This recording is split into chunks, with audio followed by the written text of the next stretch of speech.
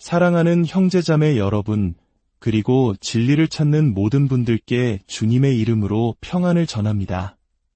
오늘 우리가 함께 나눌 이야기는 어쩌면 조금은 불편하고 또 우리 자신을 깊이 돌아보게 만드는 시간이 될 것입니다. 본격적인 이야기에 앞서 만약 오늘 이 메시지가 여러분의 마음에 울림을 준다면 좋아요와 공유를 통해 이 은혜의 말씀을 더 많은 이들과 함께 나누어 주시길 부탁드립니다. 여러분의 작은 손길이 누군가에게는 새로운 삶의 빛을 전하는 통로가 될 수 있습니다. 이 채널을 구독하시면 하나님의 귀한 말씀을 꾸준히 들으실 수 있습니다. 이 모든 과정 위에 여러분과 여러분의 가정에 하나님의 크신 축복이 함께하기를 기도합니다. 최근 스스로를 복음주의자라고 여기는 사람들을 대상으로 한 신학적 이해도에 대한 충격적인 설문조사 결과가 발표되었습니다. 복음주의자란 기본적으로 성경을 하나님의 말씀으로 믿고 예수 그리스도가 구원자이심을 믿으며 이 복된 소식, 즉 복음을 다른 이들에게 전해야 할 책임이 있다고 믿는 사람들을 일컫습니다. 그런데 이 설문조사는 놀라운 현실을 보여주었습니다.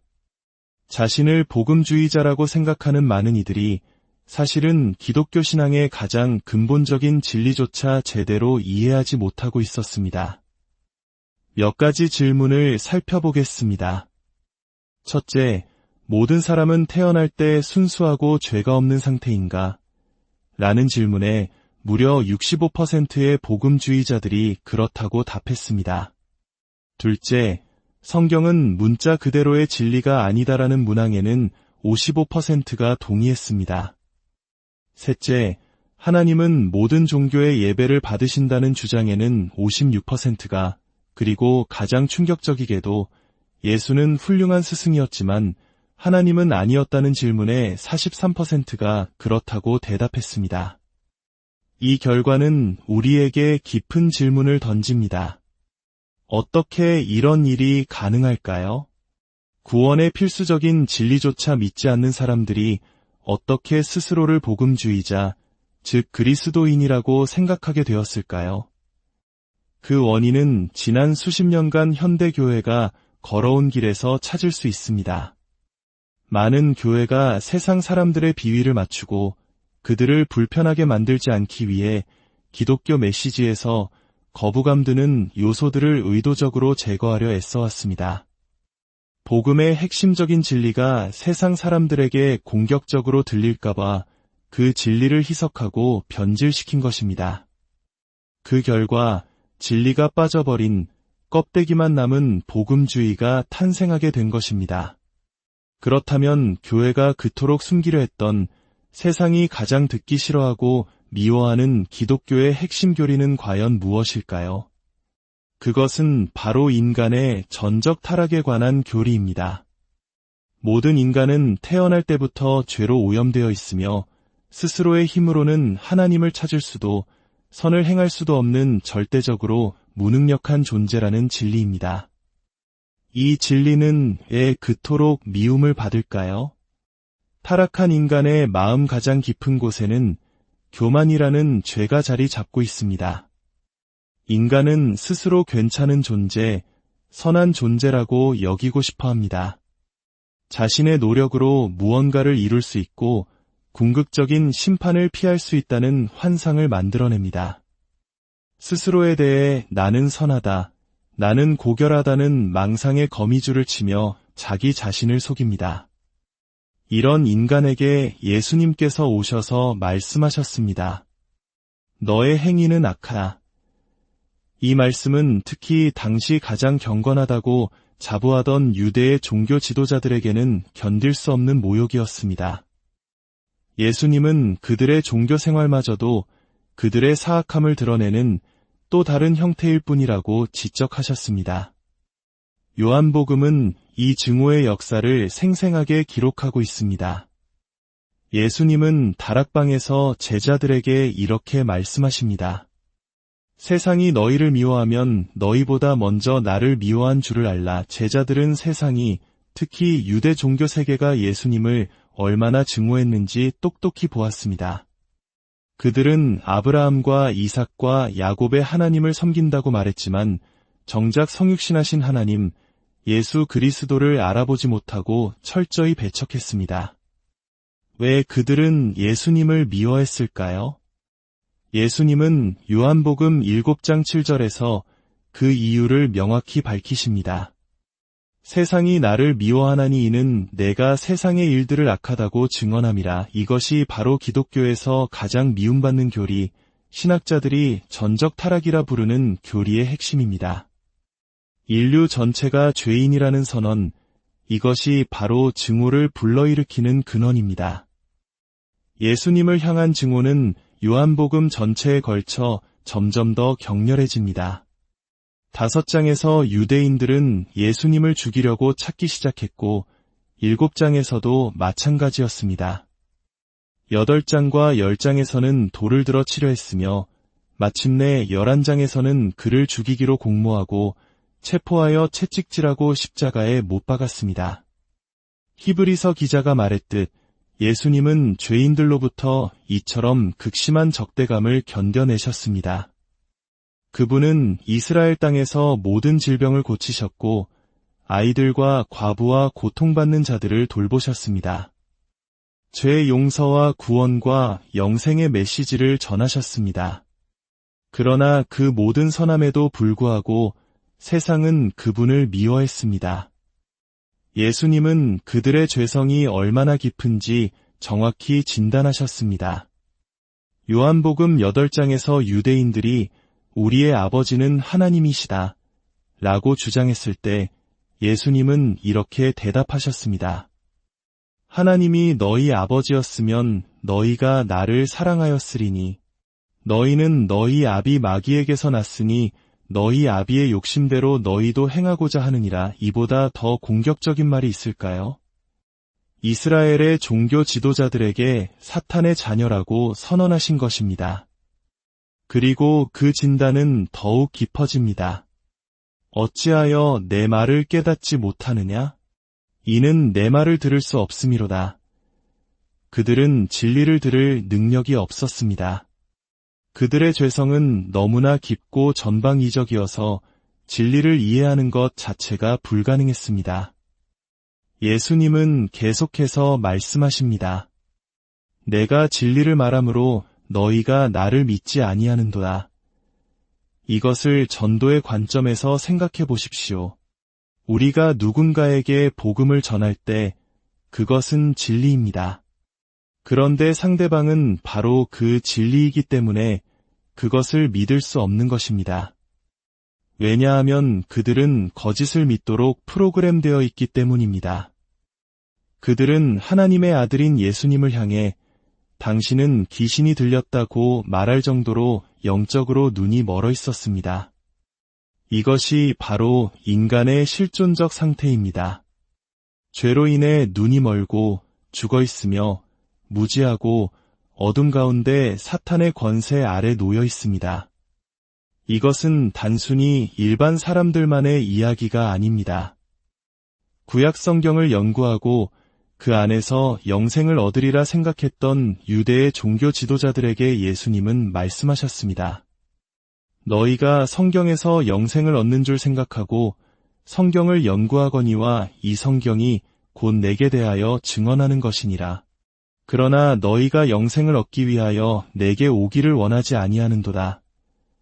그들은 오기를 원하지 않았고 또한 올 수도 없었습니다.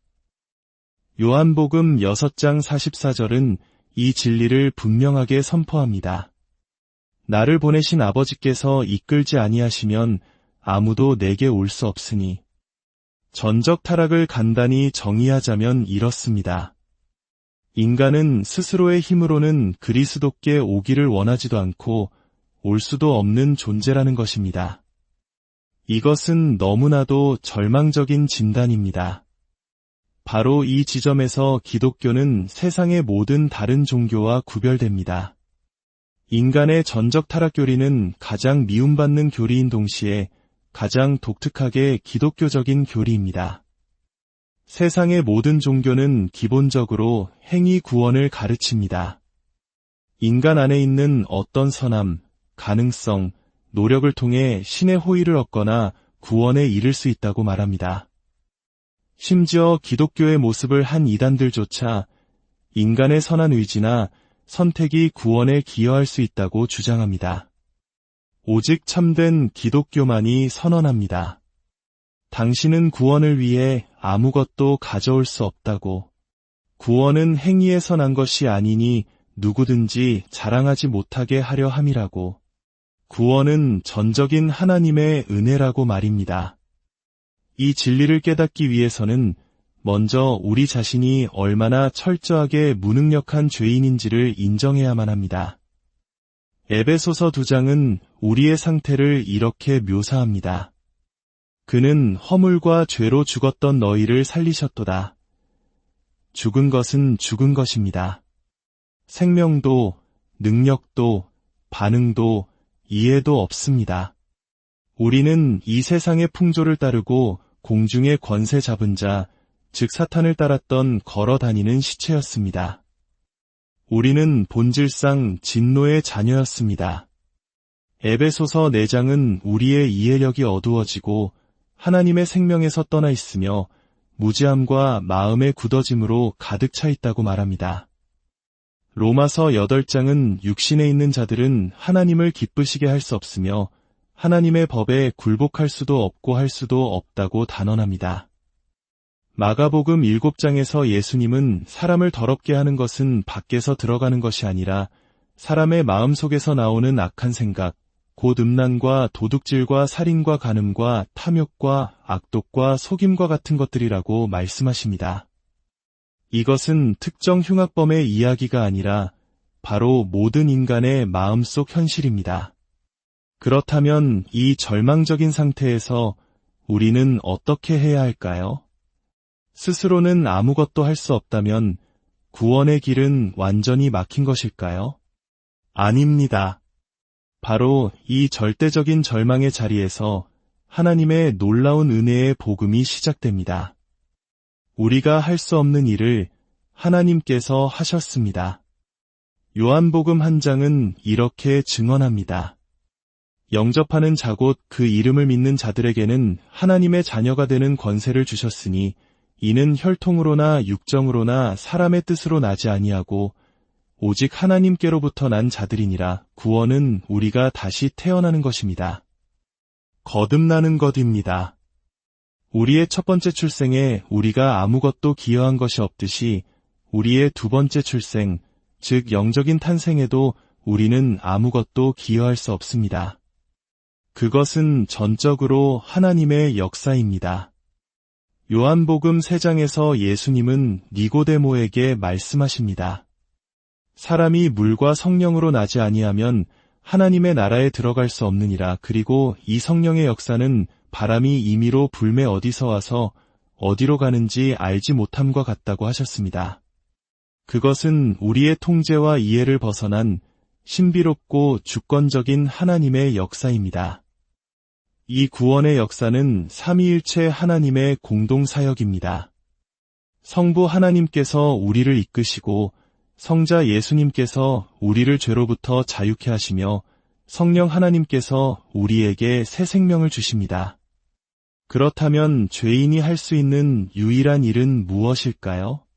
그것은 자신의 완전한 파산 상태를 인정하고 오직 하나님의 자비와 긍휼을 구하며 부르짖는 것입니다. 누가복음에 나오는 세리처럼 하나님이여 불쌍히 여기소서 나는 죄인이로소이다 라고 고백하는 것입니다. 자신의 지혜나 능력이나 위로움을 자랑할 것이 아무것도 없음을 깨닫고 오직 하나님만을 의지하는 것입니다. 고린도전서 1장은 하나님께서 세상의 미련한 것들을 택하사 지혜 있는 자들을 부끄럽게 하시고 약한 것들을 택하사 강한 것들을 부끄럽게 하셨다고 말씀합니다. 이는 아무 육체도 하나님 앞에서 자랑하지 못하게 하려 하심입니다. 구원받은 우리는 오직 주 안에서 자랑할 뿐입니다. 현대 교회가 인간의 전적 타락이라는 불편한 진실을 숨기고 복음에서 거부감 드는 요소를 제거하려 할수록 사람들은 자신이 구원받았다는 심각한 착각에 빠지게 될 것입니다. 우리는 정직해야 합니다. 인간의 비참한 상태에 대한 나쁜 소식을 담대하게 전해야 합니다.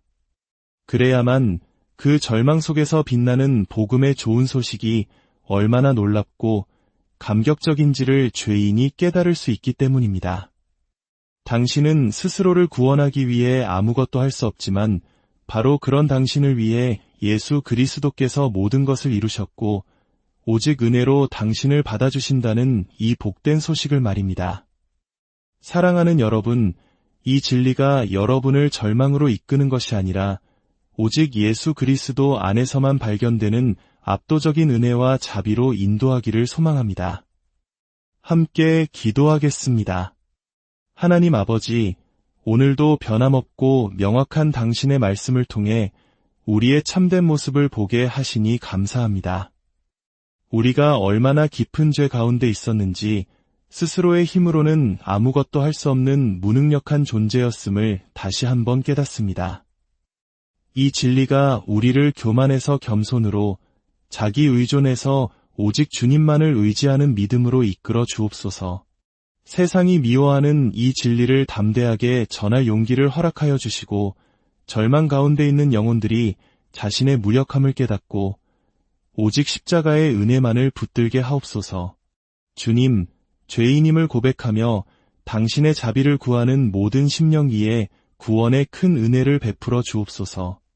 우리를 구원하신 우리 주 예수 그리스도의 이름으로 기도합니다.